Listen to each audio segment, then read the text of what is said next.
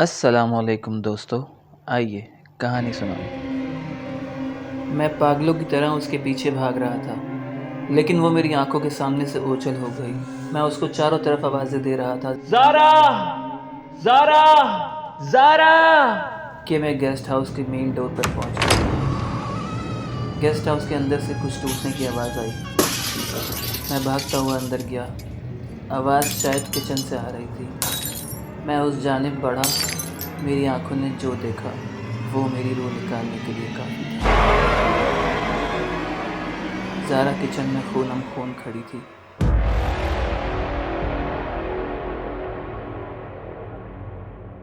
یہ وہ داستان ہے جو گزر تو گئی ہے، لیکن اس کے اثرات آج بھی میری زندگی میں شامل ہیں اور اندر ہی اندر مجھے ختم کر رہے ہیں۔ میرا نام تیمور لودھی ہے اور میں لاہور کا رہنے والا ہوں۔ پڑھائی ختم کر کے اچھی نوکری مل گئی تو گھر والوں نے کہا کہ اب شادی کر لو۔ میرا رشتہ میرے ہی خاندان میں ہوا۔ میں بہت خوش نصیب تھا، جو مجھے پسند تھا وہی ملا۔ زارا میری خالہ کی بیٹی تھی اور مجھے بچپن سے ہی بہت پسند تھی۔ شادی کے بعد ہم نے ہنی مون کا پلان بنایا اور پاکستان کے ناردرن ایریاز گھومنے کے لیے گئے۔ نومبر میں شادی ہوئی، دسمبر میں ہم لوگ گھومنے چلے گئے۔ ہماری آخری منزل ہنزا تھی، پھر واپس ہم کو لاہور آنا تھا۔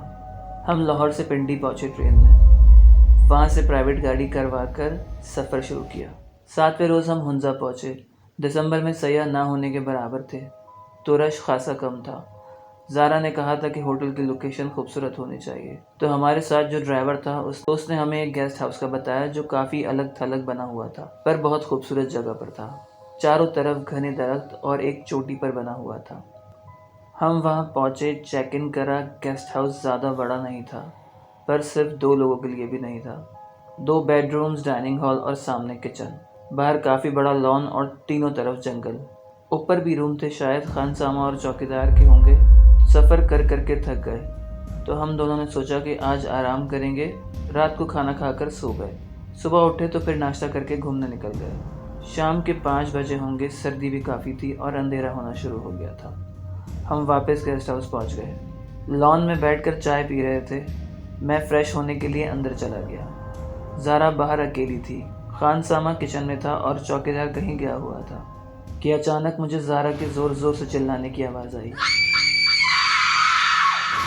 میں فوراً زارا کی طرف بھاگا تو وہ لان میں کرسی پر اپنا منہ چھپا کر بیٹھی ہوئی تھی اور کانپ رہی تھی۔ میں نے جا کر اس کو ہلایا تو اس نے ڈرتے ڈرتے چھت کی طرف اشارہ کیا۔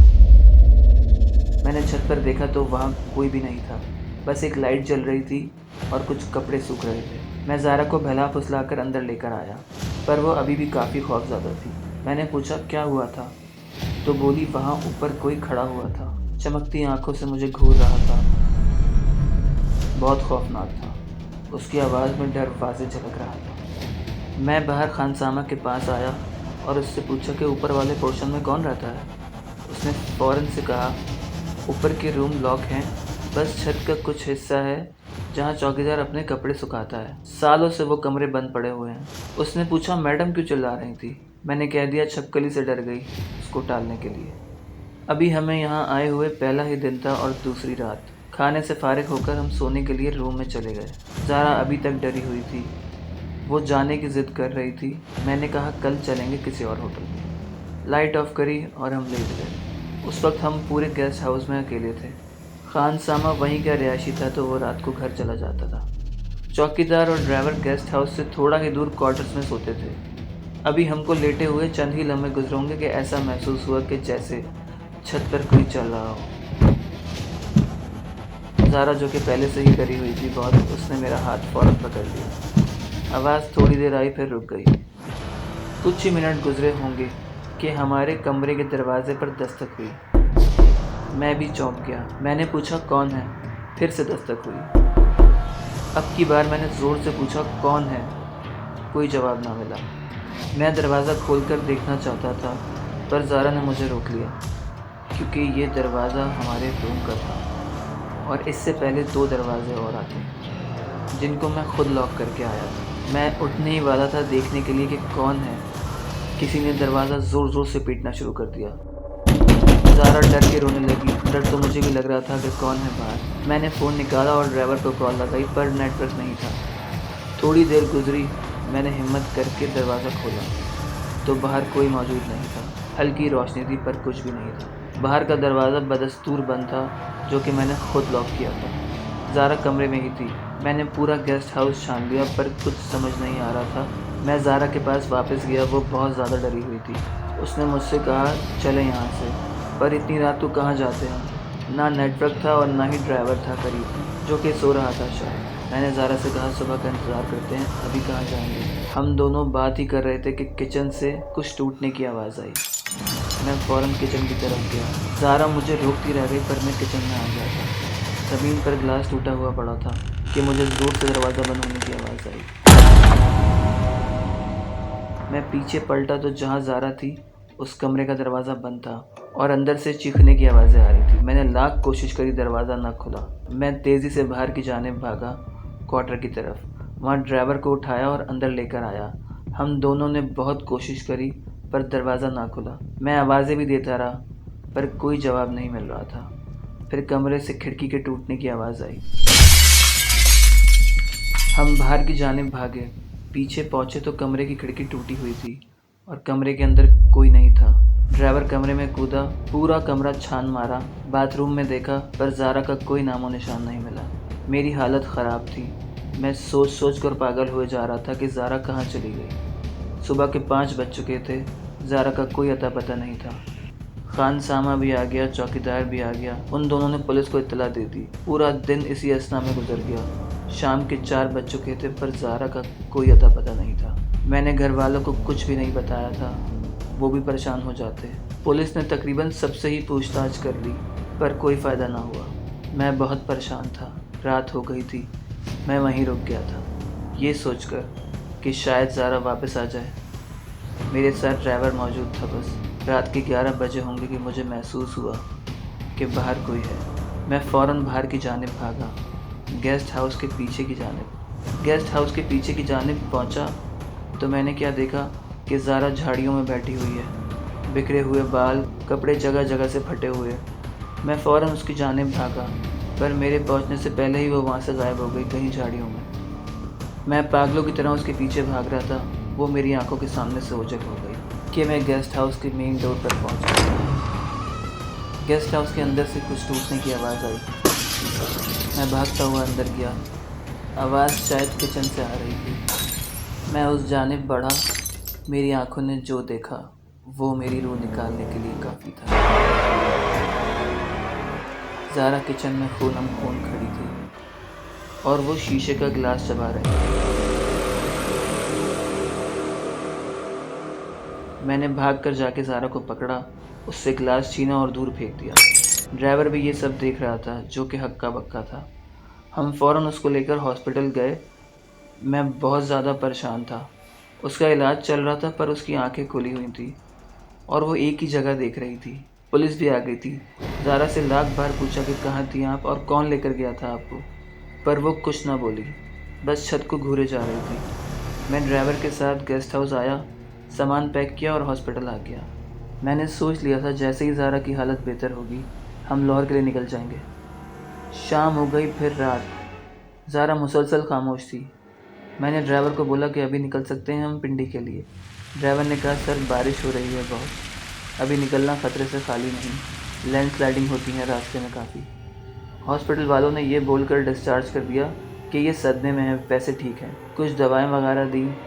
ہم ایک رونق والے ہوٹل میں آ گئے۔ سوچا کہ رات یہاں گزار کر صبح ہی نکل جائیں گے۔ کھانا منگوایا، زارا کو زبردستی ہاتھ سے تھوڑا بہت کھلایا۔ میں پریشان تھا کہ وہ ابھی تک کچھ بول کیوں نہیں رہی ہے۔ باہر بارش کافی تیز ہو رہی تھی اور بادل زور زور سے گرج رہے تھے۔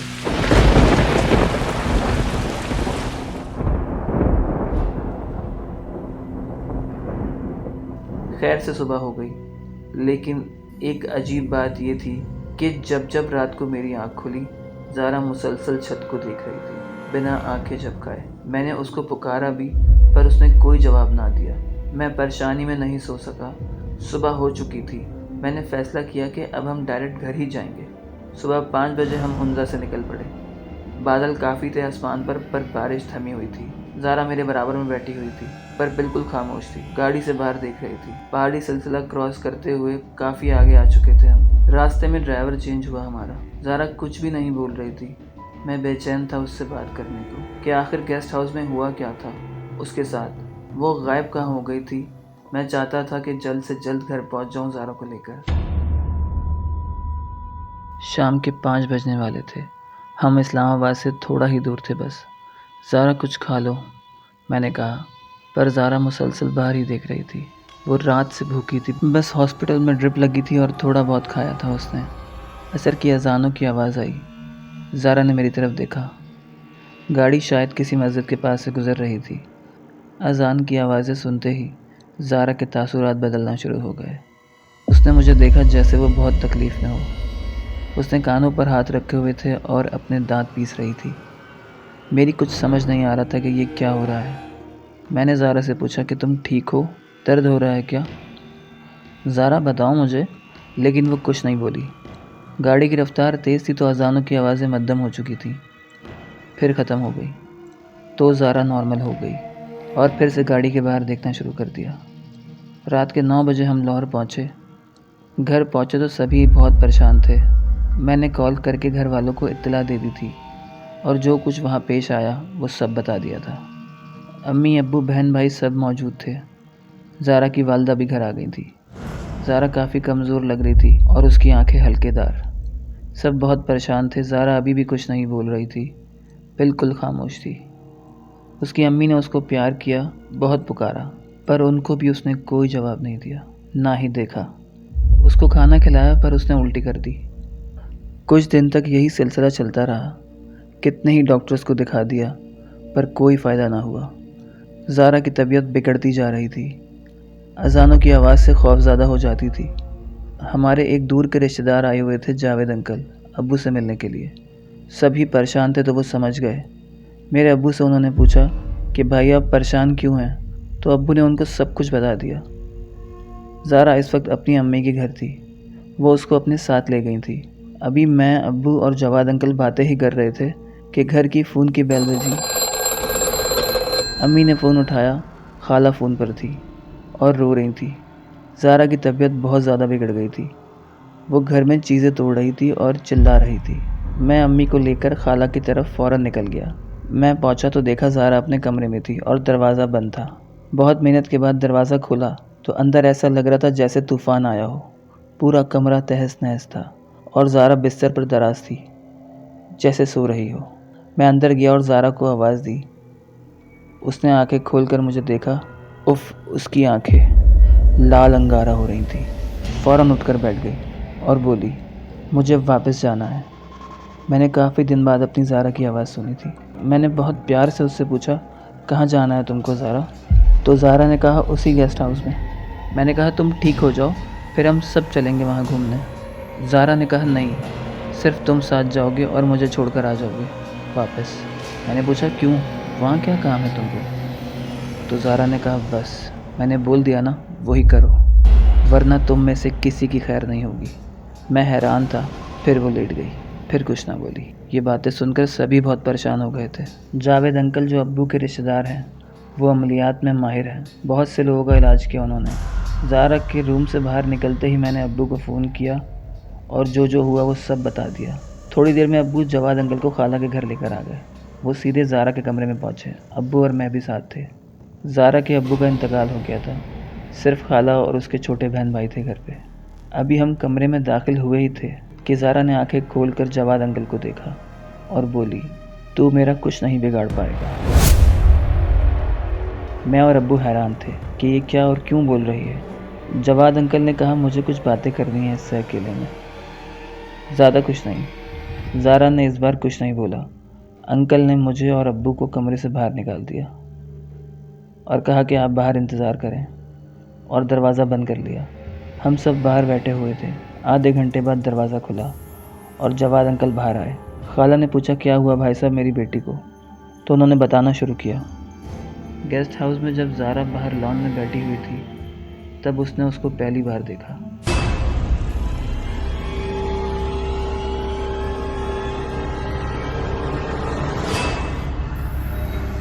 سب حیران تھے اور میں تو جیسے صدمے میں چلا گیا تھا۔ پھر جواد انکل نے بتایا کہ وہ اب زارا کو ساتھ لے جانا چاہتا ہے۔ وہ ایک جن ہے، ایک سرکش جن جو زارا پر عاشق ہوا ہے۔ ہم سب کے پیروں کے نیچے سے تو جیسے زمین ہی نکل گئی۔ خالہ اور امی بہت رو رہی تھیں، ابو اور میں شدید پریشان تھے۔ اس کا کوئی تو علاج ہوگا، جواد انکل نے کہا۔ ہاں، ہر مرض کا علاج ہوتا ہے، لیکن اس کام میں مجھے 3 دن لگیں گے۔ 3 دن تک آپ گھر میں تلاوت قرآن جاری رکھیں، میں 3 دن بعد آؤں گا اور اس جن کو جہنم واصل کروں گا۔ میں بہت پریشان تھا، میری شادی کو ابھی ٹائم ہی کتنا ہوا تھا، نہ جانے کس کی نظر لگ گئی تھی۔ زارا کی حالت دن بدن خراب ہوتی جا رہی تھی، وہ سوکھ کر کانٹا ہو گئی تھی۔ جیسے جواد انکل نے کہا تھا ویسے ہی گھر میں ہو رہا تھا، ویسے ہی گھر میں پڑھائی جاری تھی۔ زارا کو دن میں 1 یا 2 بار دورے پڑتے تھے، وہی توڑ پھوڑ، چیخنا چلانا۔ آج آخری رات تھی، کل جواد انکل کو آنا تھا۔ زارا شام سے ہی بہت بے چین نظر آ رہی تھی۔ میری امی اور بہن خالہ کے گھر ہی رکی ہوئی تھی، البتہ میں اپنے گھر چلا جاتا تھا رات کو۔ گھر زیادہ دور نہیں تھے ایک دوسرے سے۔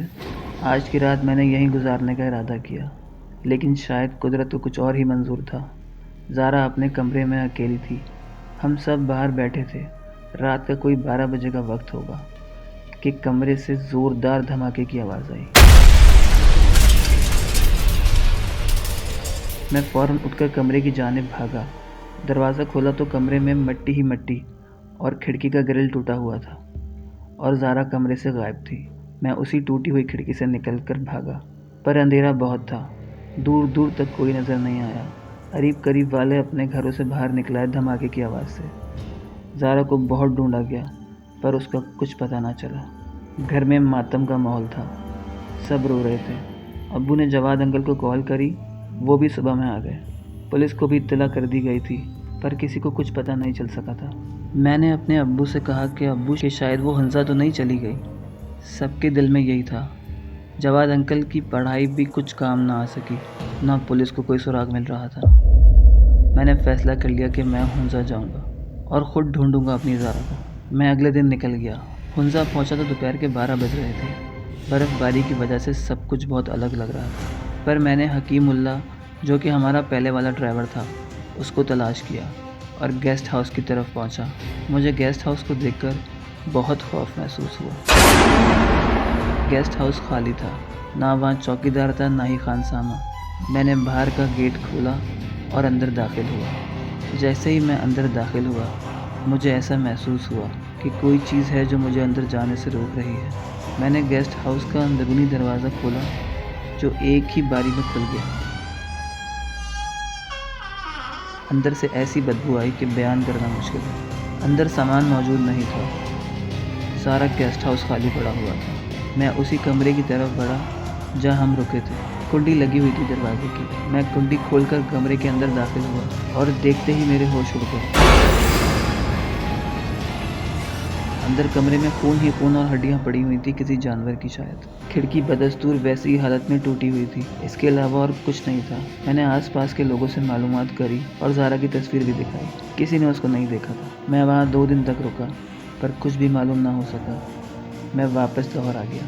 سب مجھ سے امیدیں لگائے ہوئے بیٹھے تھے، پر سب مجھے دیکھ کر ہی سمجھ گئے کہ میں کتنا نا امید لوٹا ہوں۔